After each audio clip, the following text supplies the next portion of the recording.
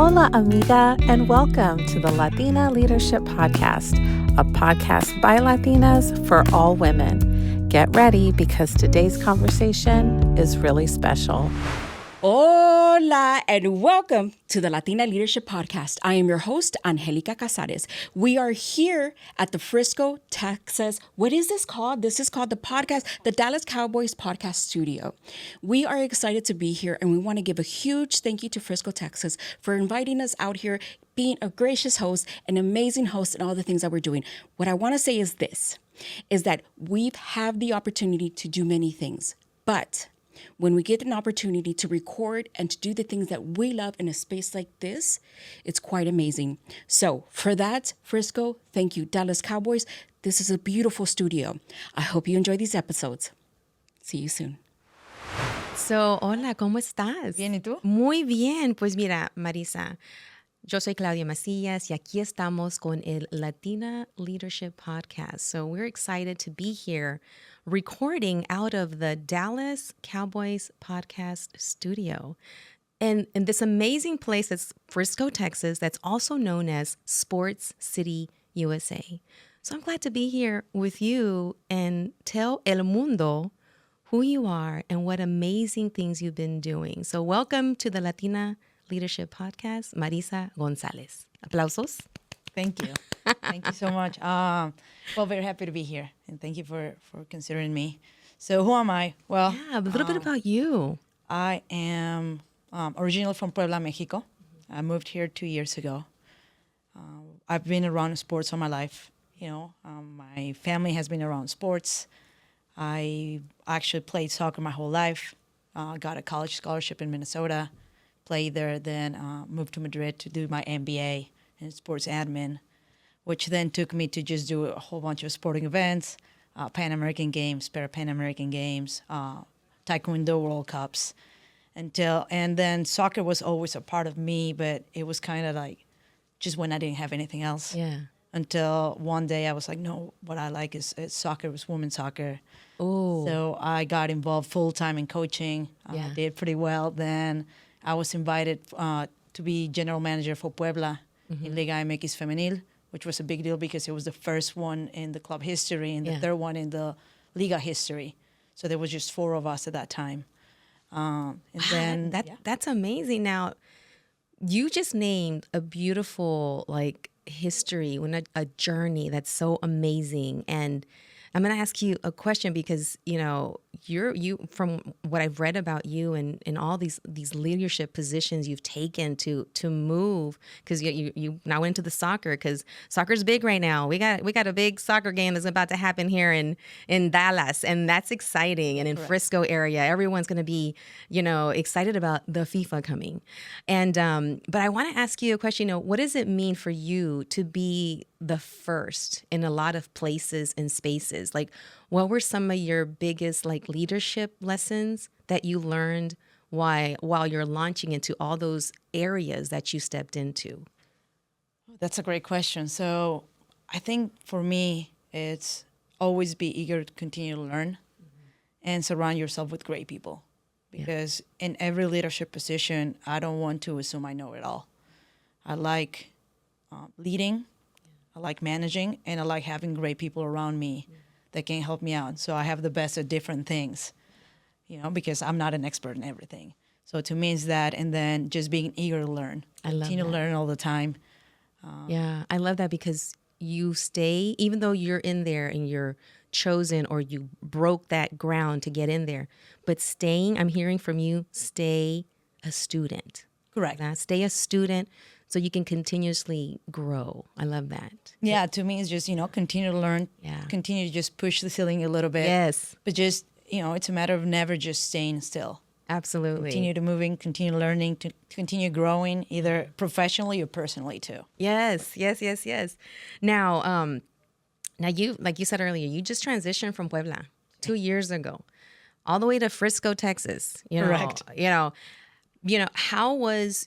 How did your cultural background, your international experiences, how has that shaped your leadership style, and how does that, I guess, support with you working with a diverse group of now young athletes that you're supporting through what you're working at now? Well, it's funny because, you bring a completely different background, which is, I think, kind of what they wanted to. They wanted this fresh eyes, fresh ways to see things. Yeah.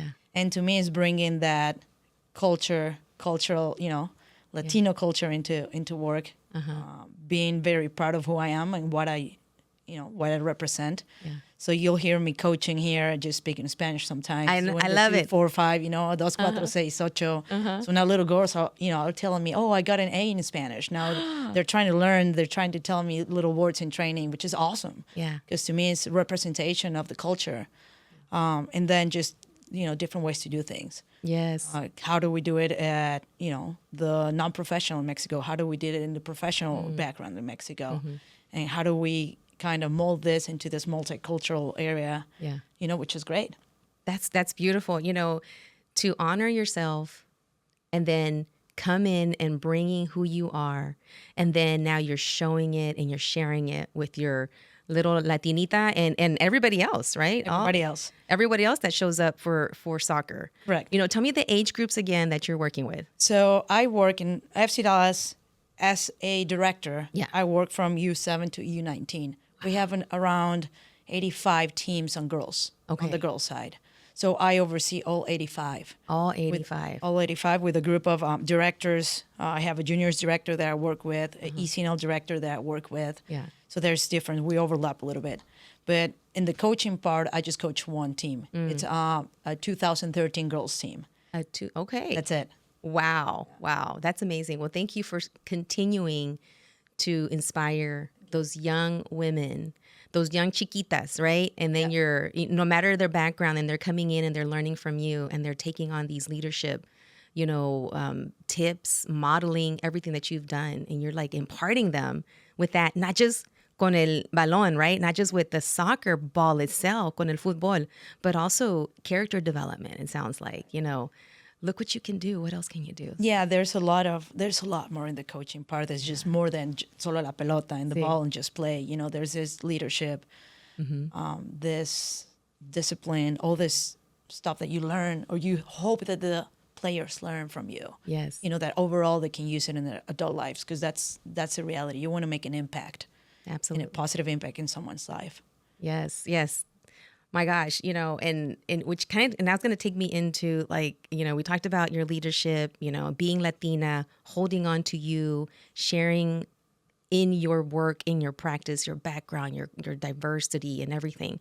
Now we're going into I want to know more now into, many young Latinas look at sports careers and maybe only think about the athleticism part, like the playing of the game. But what advice would you give to the next generation of the women that are watching you, that are listening to this podcast, or, they're playing the game already in high school or in college? What advice would you give them to lead, like from the front office, from the boardroom, from the technical director's chair? The first one, if they're little, or they're in high school and college, they don't know what to do. What I would say is, try to see what there is, because a lot of times we just think of, oh, I didn't make it as a player, that's it. And there's so much more in the back offices that keeps you still in sports. To me is, number one, believe in yourself, because a lot of times we don't, or we have everyone else telling us we can't do it. Network. Do everything you have to do. I actually had this conversation with one of our interns yesterday when I told her, you need to volunteer for everything. Volunteer for everything. The World Cup is coming. Volunteer for the World Cup. Volunteer for events. Don't expect anything. Just do it because you want to do it. And then things just start building. And to me, it's like, do it convinced that it is what you want to do, and just put everything there, because you have to be convinced that this is what I want to do. Because not every day is good. Not every, you don't get, yes, there's a lot of yeses and a lot of firsts, but behind that, there's a lot of no's, that make you doubt yourself, that make you, am I on the right track here? So it's about taking those days, learn from them, and just continue, with the belief that this is what I want to do. That's amazing. Thank you so much for those words. Those are like pearls of wisdom, that is needed so much in this time, in this age, especially when sometimes things come really easy through the swipe on a phone and on a screen, and you swipe, things you order show up like this, right? But I love how you broke it down. Like, if you want something, this is what it takes. Literally, you just said, show up, do it. Sometimes you have to do it for free, because you're still building your resume and you got to get yourself out there. You talked about, believing in yourself first, because have you ever felt a moment in time when you stepped into a room and you're like, I don't know if I should be here. What should I? And how do you come? Imposter syndrome. All the the imposter time. syndrome. Yeah. How do you voltear eso en la cabeza so it doesn't affect you? That's very hard because you get it all the time, and I think everyone has it. Yeah. To me, it's just trust that you are good, that you're there for a reason, and that you don't know everything, and that's okay not to know everything. It's okay to say, I don't know. Let's figure it out. Yeah. But yeah, everyone gets imposter syndrome, and you're like, am I really the right person for this job? Am I going to gonna do okay? But then you talk to people, and they're like, yes, like you should be here. So that, and then just work hard. And you said it. Everything now is quick, and everything now is fake. So you look at Instagram, those stories of people, and you're like, oh, it has to be so easy, and they just got it all, and you never have it all.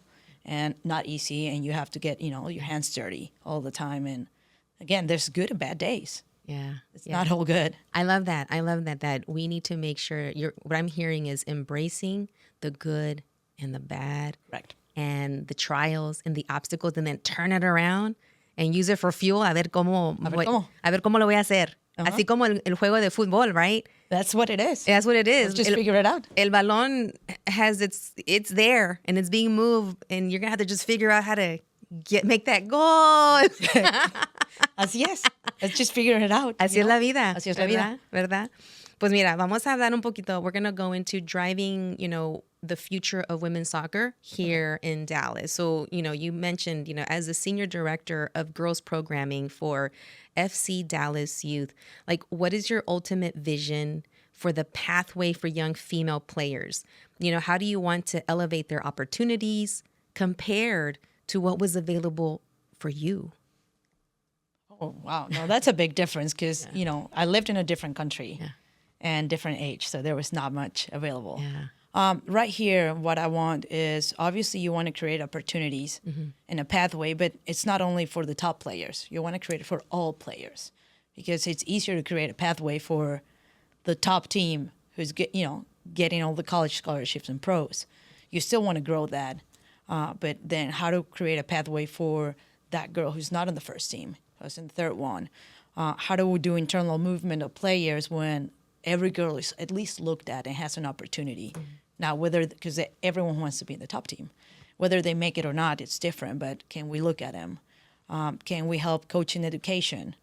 Because better coaches mean better players.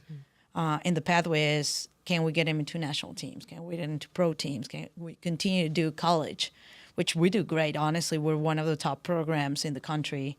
And the best soccer, or women's soccer in youth right now, it's probably North Texas. Yeah. So it's a very competitive.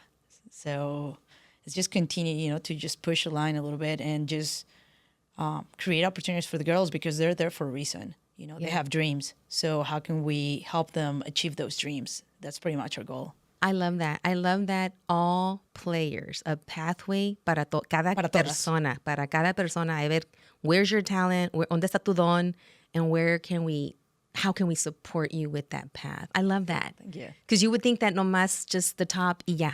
Los demás, pues I'm sorry.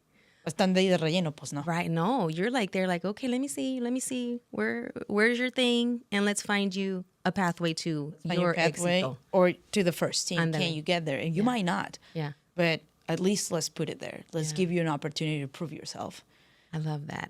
And then they can even take that work and apply it, like that tenacity, that grit that you're building, that you can even take all that and apply it for other places, other things in life, Well, that's the reality. Yeah. That's what sports do for women.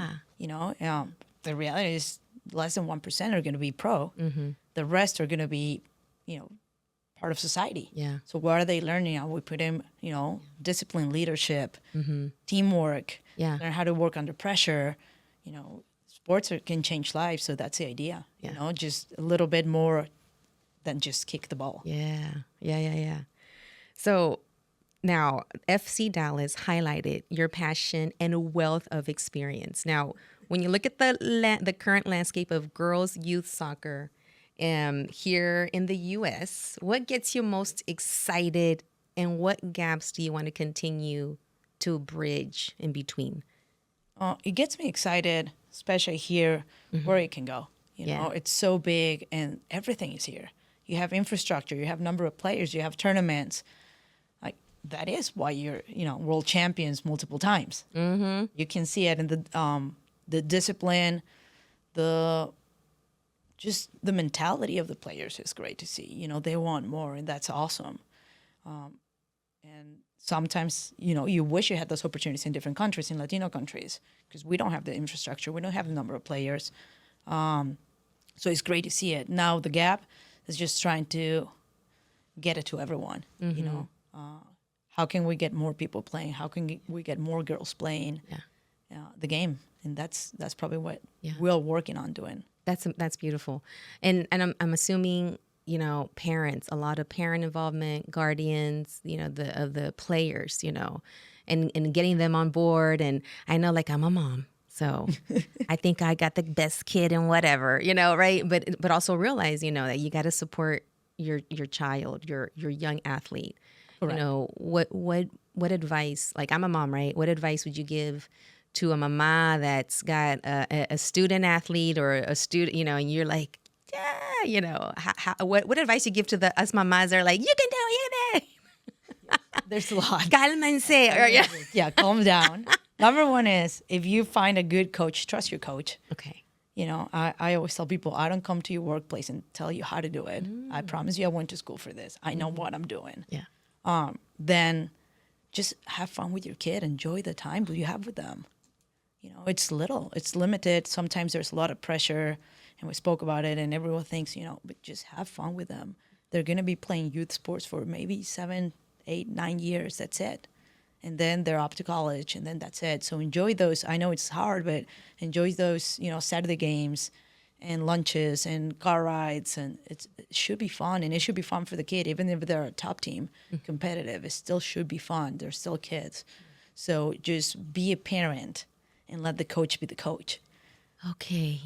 That would be my advice. No, thank you. Because that car ride with parents are just telling them, an hour after the game, everything they did wrong. Doesn't want make, I wouldn't want to play. Absolutely. No, that's words of advice, very wisdom words. Gracias, because us mamas have to hear that, Cálmense.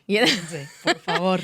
Your dreams are your dreams. Your kids' dreams are your kids' dreams. Thank you for reminding me, because I do have a 17 and 18-year-old, 2 girls. So Okay, that's awesome.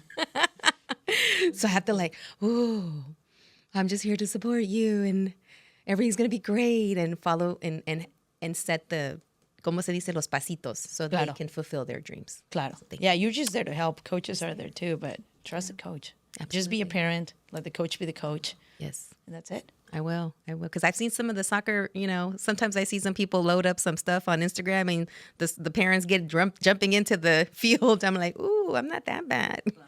No, there's... Yeah. But you've probably seen it all. A lot of things. A lot of that. Yeah.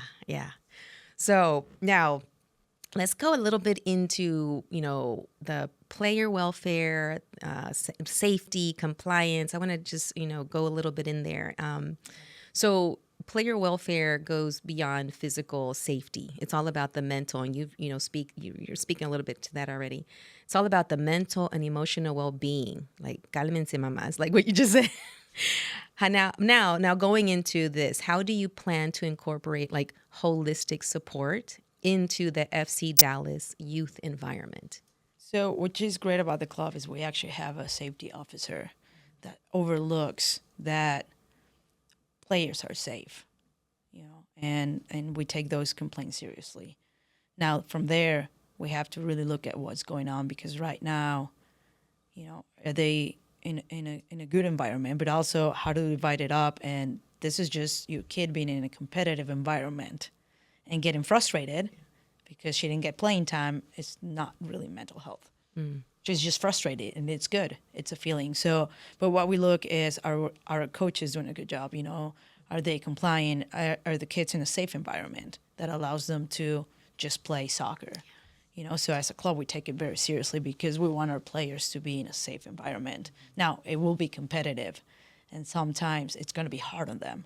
So then we also have to remind parents, like, this is a normal process But, we study complaints, we talk to coaches, and we're just very aware of what's going on, because you have to, you have someone else's kids' lives with you. That's a big responsibility.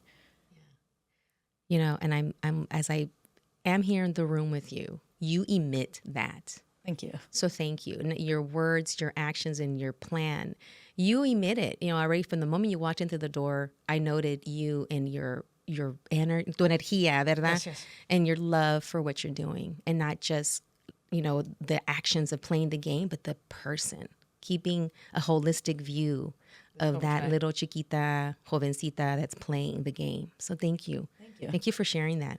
So now, we're about to close our time together, but I wanted to take you back to cuando estabas chiquita. So Okay. let's looking back at your journey from Puebla to Texas. If you could have a chance to go back and talk to little Marisita González when she was just starting out in the international business and marketing, what advice would you tell your little chiquita looking up at you? Like, how chiquita? Maybe pues when you were college? just starting out, in the international like in Business? college, maybe por allí. I'll say Yeah. just trust the process, because a lot of the times, it was a bit dark. It was very unsure of what was going on. I mean, I didn't even want to be in sports. My thought is I was going to be in marketing and advertising. Okay. So sports in college for me were not an option, and that came later when I talked to a friend at a party, and he told me about his MBA that he was doing. Yeah. That's when I was like, oh, I didn't know you could do that. But to me, it's just trust the process, because in that process meant me moving back home, because I went to Minnesota, and not being okay with the decision. And, then things seem a little dark, but to me, it's just trust the process, enjoy it, and do it with love, and convince yourself. I'm lucky enough that I get to work every day in something I love. So, there's no sad Mondays. Like, I just love going to work. I love that. I have a lot of, I enjoy it. Yeah. I'm so lucky that I get to do that. I get to talk about soccer all day, pathways. So it's a lot of fun. Thank you for those words. Trust the process. That even though there's some dark days, continue doing things with love. I love that. Thank you. Thank you. Now, as a final question that we have here, what does a successful legacy look like for you at FC Dallas, both for the club's programs and for the young Latinas watching your career climb? Okay. To me, the biggest legacy would be having a lot of girls thinking back over their time at FC Dallas and just remembering how happy they were there. That to me is a bigger legacy. Just having someone, changing someone's life for good, that's the biggest legacy you can have. You're changing the world. Yeah. Yeah. So to me, it's that, just having them thinking of FC Dallas as this was home. Yeah. And I was very happy those 1, 2, 3, 10 years that I was there. Mm-hmm. Mm-hmm. And on behalf of the Latina Leadership Podcast, thank you for being here. Thank you for sharing of your journey, de tu vida, your dreams, your hopes, your story, because there are little Latinitas that are going to be also watching this and saying, oh, I could do that. And it's so important to have them see people like you leading, sharing your obstacles, your journeys, your successes, para que ellas también puedan ver, I can do it too. Sí, la representación importa. Sí, Importa sí, mucho. sí. Un poquito en español, que la representación importa mucho. ¿Por qué? Porque al final de cuentas, para poder soñar algo, tienes que ver que es posible. Y la representación hace que veas que es posible llegar a donde quieres llegar, porque muchas veces las circunstancias, la vida, tus surroundings te dicen que no. Sí. Entonces, cuando ves que sí se puede, es cuando quizá destapas un poquito y entonces empiezas a ver que sí es posible para alguien. Uh-huh. Bueno, pues we heard it from her. Sí se puede. Marisa González, gracias por estar aquí. Thank you for being part of the Latina Leadership Podcast here out of the Dallas Cowboys Podcast Studios. It's been a pleasure getting to know you. I can't wait to see how much more, what else you're going to continue doing with an organization. And thank you. Thank you for being here with us. Thank you for inviting me. I'm very happy to talk to you. Gracias. Great meeting you. Igualmente. This has been Claudia Macías with the Latina Leadership Podcast here with Marisa González.